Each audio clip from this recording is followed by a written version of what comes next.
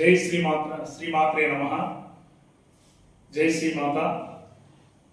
ఈ నెల 3వ తారీఖు మార్చ్ 2026 మంగళవారం నందు కేతు గ్రహ చంద్రగ్రహణం ఉండడం వల్ల కొన్ని ఉప నక్షత్ర సింహరాశిలో ఈ గ్రహణ ప్రభావితం ఉంటుంది. అందువల్ల ఈ యొక్క ప్రభావితము అనేక రాశుల మీద కొన్ని గ్రహణ ప్రభావితం ఉండడం వల్ల గర్భిణీ స్త్రీలు ఎక్కడ గ్రహణ కాలం 3 గంటల 20 నిమిషాల నుంచి 6 గంటల 40 నిమిషాలు గ్రహణ కాలం ఉంటుంది.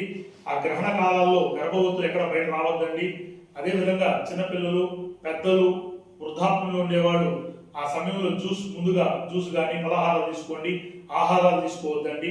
గ్రహణ కాల అనంతరం ఇల్లు శుద్ధి చేసుకుని దీపారాధన వెలిగించుకోండి.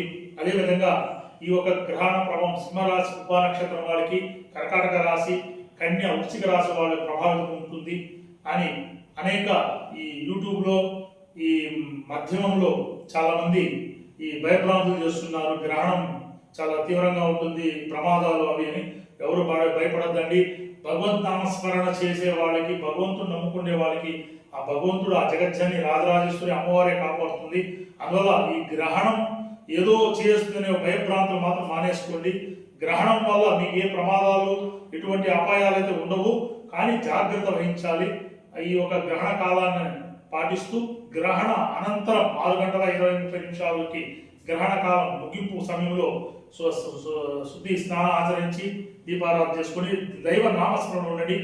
ఈ యొక్క కాలంలో మీరు ఏదైనా కార్యక్రమాలు కావచ్చు, ప్రయాణాలు కావచ్చు ఆపేసుకొని ఆ సమయంలో నిశ్శబ్దంగా మీ ఇంట్లో ఉండుకుంటూ ఇంట్లో భగవంతుడు తలుచుకోవడం కానీ ఉండడం చేయండి. గ్రహణ అనంతరం మీ కార్యక్రమాలు స్నానం ఆచరించినాక మొదలు పెట్టుకోండి. జై శ్రీమాత.